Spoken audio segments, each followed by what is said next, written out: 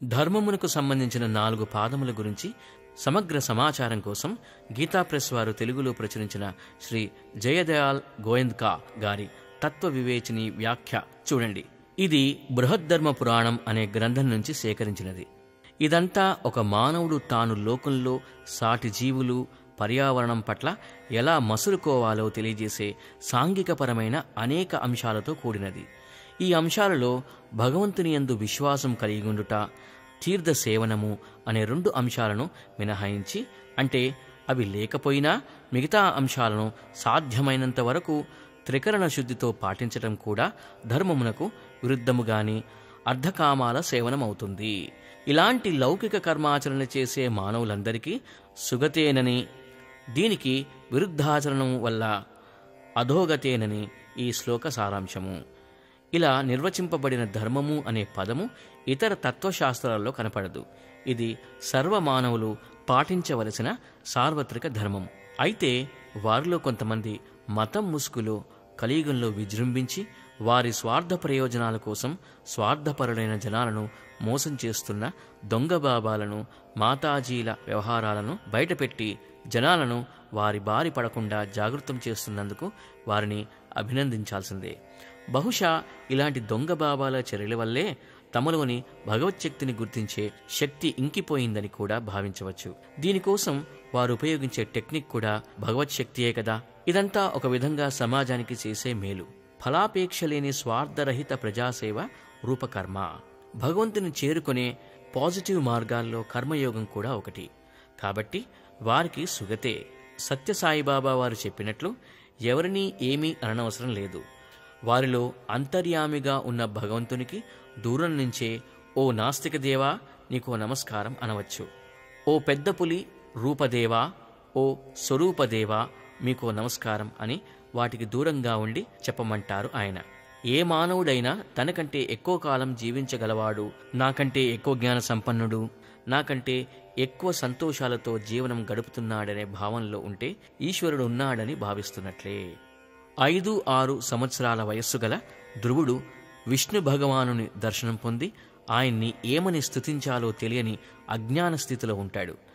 విష్ణు భగవానుడు తన చేతిలోని శబ్ద వాంగ్మయ స్వరూపమైన శంఖాన్ని ధ్రువుని బుగ్గకు తాకించగానే ధ్రువుడు చేసిన స్థితిలోని ప్రథమ శ్లోకం, దాని యొక్క తాత్పర్యం ఈ విధంగా ఉంది: నా అంతఃకరణమున ప్రవేశించి నిద్రాణ స్థితిలోని నా వాక్కును, ఇతర శరీర శక్తులైన కర్మేంద్రియ జ్ఞానేంద్రియ ప్రాణములను తన మహిమా చైతన్య శక్తితో జీవింపచేసిన సర్వశక్తి సంపన్నుడెవరో అట్టి పురుషోత్తముడైన భగవంతునికి నమస్కారము.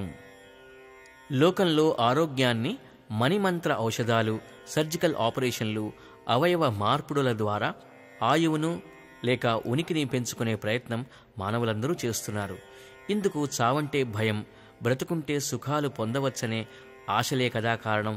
అయితే వీటిని ఎంతవరకు పెంచుకోగలరనేది పెద్ద ప్రశ్న.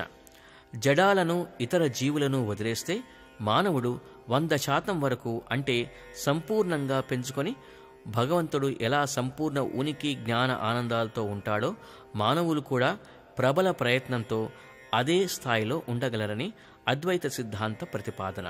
ఒట్టి ప్రతిపాదనే కాదు, జాతి, కుల, మత ఇతర భేదాలతో సంబంధం లేకుండా ప్రతిరోజు ఒకానొక సమయంలో భగవంతుని స్వరూపంగానే ఉంటున్నాడు. కానీ అజ్ఞానం మూలంగా అది గుర్తించలేకపోతున్నాడు. గుర్తించిన ఆ స్థితిని స్థిరపరచుకునే దిశలో అనేక కారణాల వల్ల ప్రయత్నం చేయలేకపోతున్నాడు. పైన ఇచ్చిన వివరణను నిర్ధారించే ప్రమాణ వాక్యాలు భగవద్గీతలోనివి. ఇవి గమనించండి. భూతానామస్మి చేతన జీవనం సర్వభూతేషు. భూతాలంటే పంచభూతాలు, వాటితో నిర్మింపబడిన ప్రాణులు మరియు ఇతర జడ వస్తువులు, అనగా సర్వజగత్తు. వీనిలోని జీవత్వం, ప్రాణము, చేతన, జ్ఞానము, కదలికలు, క్రియాశక్తి, వైబ్రేషనల్ ఎనర్జీ మరియు జగత్తుకున్న డైనమిజం అన్నిటికీ కారణం నేనే, అంటే భగవంతుడు. ఇంద్రియాణం మనశ్చాస్మి. మనస్సును జీరో చేయడం వల్ల నన్ను పొందవచ్చు, కాబట్టి ఇంద్రియములలో మనస్సు నేను. బుద్ధిర్బుద్ధిమతామస్మి. బుద్ధివంతులలోని బుద్ధిని నేను. తేజస్తేజస్వినామహం. తేజస్సు, ప్రకాశం, జ్ఞానం, ప్రతిభావంతులలోని ప్రతిభను నేను. సత్వం సత్వవతామహం, సాత్వికులైన వారిలోని సాత్విక భావనము నేను, లేదా బలవంతులలోని బలమును నేను. జ్ఞానం జ్ఞానవతామహం, తత్వజ్ఞానులలోని 100% జ్ఞానాన్ని నేను, మేధావులలోని అధిక జ్ఞానాన్ని నేను, సామాన్యులలోని సామాన్య జ్ఞానాన్ని, ఇతర జీవులలోని అల్పజ్ఞానాన్ని, జడాలలోని స్వల్ప జ్ఞానాన్ని కూడా నేనే.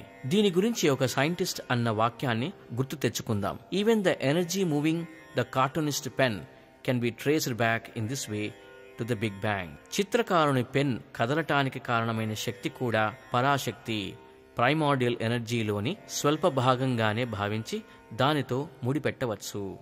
చేతి కదలికలలోని శక్తి పరాశక్తిలోని భాగమైతే, చేతి కదలికలకు కారణమైన శరీరంలోని జీవకణాల శక్తి కూడా పరాశక్తి నుంచి పొందినదే కదా. ఇక్కడ జ్ఞానినః సర్వే పశుపక్షి మృగాదయః. ఋషి చెప్పిన శ్లోకం దుర్గా సప్తశతి అనుసంధానం చేసుకోవచ్చు. పశుపక్షి మృగాదులు సర్వులు జ్ఞానము కలిగినవి. సర్వులు అనగా జీవ జగదీశ్వరులు, పరాపర ప్రకృతి, దాన్ని సృష్టించిన ఈశ్వరుడు. అయితే అన్నిటిలోని జ్ఞానాంశాలలో తేడాలు కలవు. అలాగే బుద్ధి, తేజస్సు, బలాలలో కూడా జీవులలోని జ్ఞానాంశాలు పోను మిగతా అంశంగా అజ్ఞానం కూడా అన్నిటిలో ఉన్నది. జయోస్మి వ్యవసాయోస్మి పౌరుషం నృషు. విజయము సాధించిన వారిలోని విజయమును నేను. వ్యవసాయం, పౌరుషం, పురుష ప్రయత్నం, ఉద్యోగం, ఉద్యమ లేక ప్రయత్నపరులలోని ప్రయత్నాన్ని కూడా నేను. జీవులలోని పురుష ప్రయత్నానికి కావలసింది ముఖ్యంగా శరీరంలోని చైతన్యం. చైతన్యం లేని వట్టి శరీరంతో ప్రయత్నం జరగదు. కాబట్టి ఆ చైతన్యమే ప్రాణం, జ్ఞానం, క్రియాశక్తి, భగవంతుడు. న తదిస్వినా యత్స్యాన్మయా భూతం చరాచరం. చరాచర జగత్తులో ఏ ఒక్కటియూ నా శక్తి లేకుండా ఉనికి కలిగినది ఏదీ లేదు. ప్రతి వస్తువు అణువులో శక్తిరూపంగా ఉన్న ఉనికియే నేను. అహమాత్మా గుడాకేశ సర్వభూతాశయస్థితః.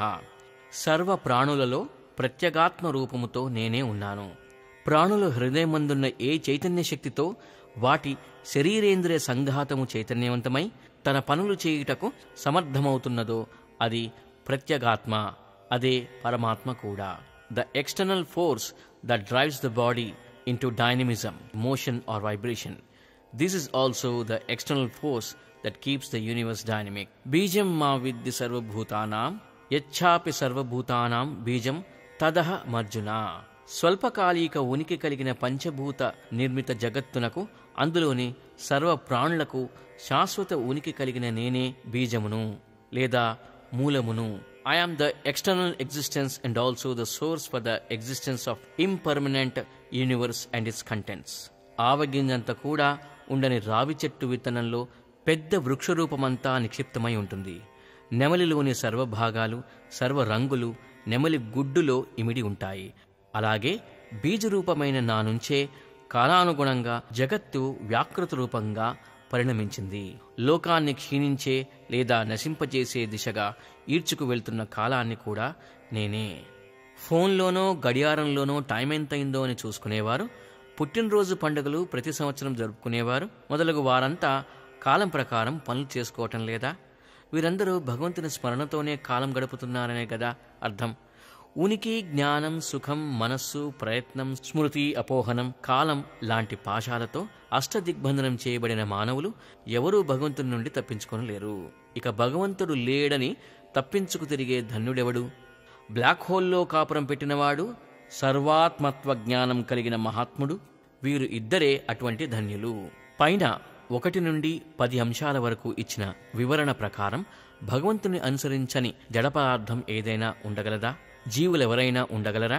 దీని ప్రకారం బిగ్ బ్యాంగ్ నుంచి మొదలైన జగత్తు ధర్మమైన చేతనత్వం, సనాతన జగత్తు ధర్మం లేదా రొటేషనల్ లేదా vibrational mode of the universe ఈ కాలంలో గాని మరే ఇతర భవిష్యత్ కాలంలో గాని ఒక వ్యక్తి, ఒక మతం, ఒక సైంటిస్ట్ వీరిలో ఎవరైనా ఆపటం లేదా నాశనం చేయటం సాధ్యమయ్యే పనేనా? ఇది సాధించాలంటే వారు ఏమి చేయాల్సి ఉంటుందో నువ్వేమైనా ఊహించగలవా?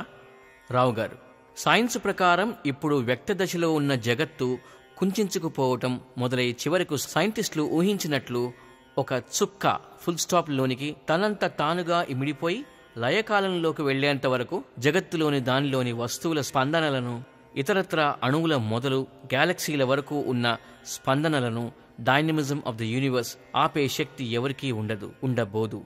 ఇలా చేయాలంటే వారిని వారు నాశనం చేసుకోవటం గాని లేదా జగత్తంతటినీ నాశనం చేయటం గాని చేయాల్సి ఉంటుంది.